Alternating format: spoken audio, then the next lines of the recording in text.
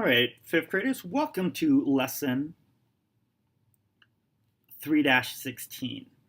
Oops, 3-16 there. Now, you notice that today's lesson is going to be a little bit different. I am using the document camera and as we go through the lesson, just because there's going to be a lot of writing and a lot of kind of typing, and because of the way the iPad works sometimes, I'm not able to put everything I want on there. So we're going to try this. Hopefully, as we go through, you can read my writing and everything. But if not, please talk to Mr. Winkleman. But today's lesson, we are going to be focusing on data. And our question is, what is the difference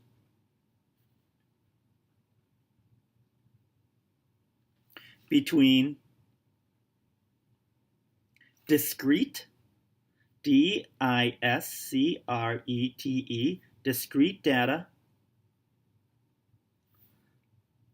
and continuous data?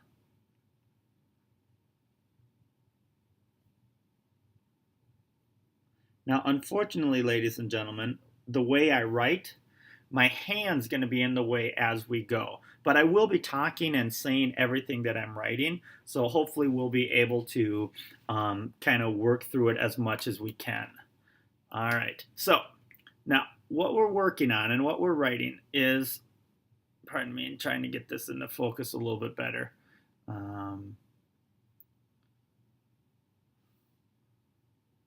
Okay, now we're going to be working with data, but first I just finished correcting our test corrections, and let's just say I wasn't the most happy with how things turned out. Let's say we didn't necessarily do very well with our test corrections. First thing, let's review, is that the area, formula for area of a rectangle, okay, is length times width. See if that helps a little bit. All right. The formula for the area of a parallelogram is base times height. Now remember that base times height is essentially length times width. And then the area, formula for area of a triangle is base times height, all divided by 2. So that's important to remember because that's going to be key to what we're going to be doing with this review. So let's focus. Excuse me here. I'm trying to adjust the camera a little bit. See if I can switch it here. See if that goes to single. All right. Now, let's start with the area of a rectangle here. So here's my rectangle. It is 2 by 3. Excuse me. Now, using our formula, all I have to do is punch in numbers. So I'm going to punch in numbers for length times width. My length in this case, L times W, my length in this case is 3. My width in this case is 2. And when multiplied together, I'm going to get 6 units squared.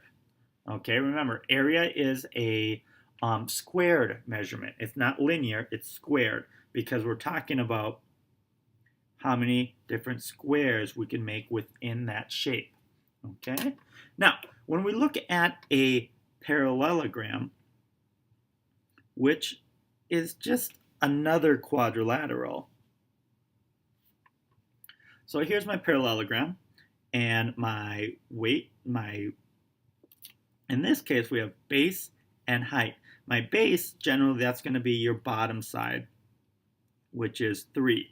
Now, to form a height, and this is kind of the tricky part, we always want to make a right angle. So what we're going to do is we're going to take from one of the corners and we're going to drop it down and we're going to make an H. Now, I can make that either on the outside of the parallelogram, or if I want to be so bold, I can make it on the inside. And we think of how Ms. Anna King helped me remember is you think of a tall back for your height, and you think about this, and that's a chair, and that chair helps you sit up straight, and that gives you good height. Okay, now in this case, after drawing this, we see that our height is 2. So we write down the formula, base times height, and then we start plugging in numbers. Base is 3, height is 2, base 3 times 2 is 6. Our unit of measurement is unit squared. All right, so that's that. Now, if we look at our triangle, and let's just draw a right triangle right here. Let's just go,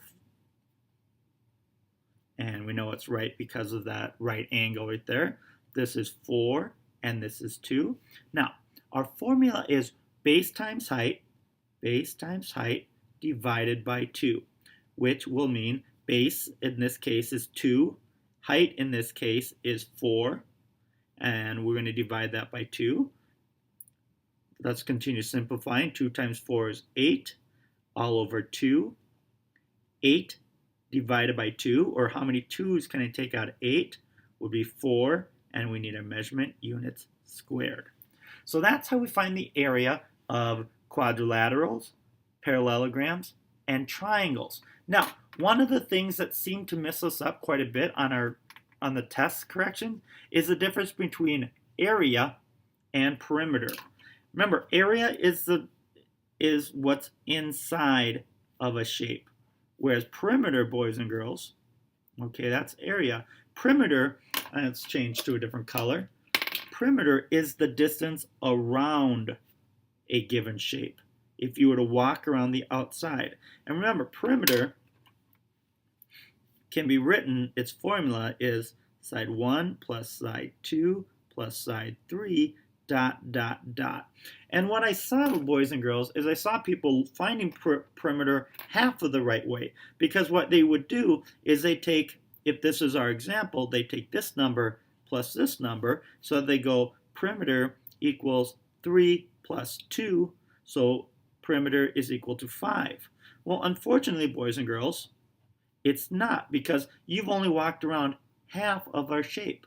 You need to find a way to walk around the other half, and that's where we ran into problems. So instead of a perimeter being 5, actually our perimeter would be 3 plus 2 plus 3 plus 2, because this is a 3 and this is a 2, and then we get perimeter equal to 10 units.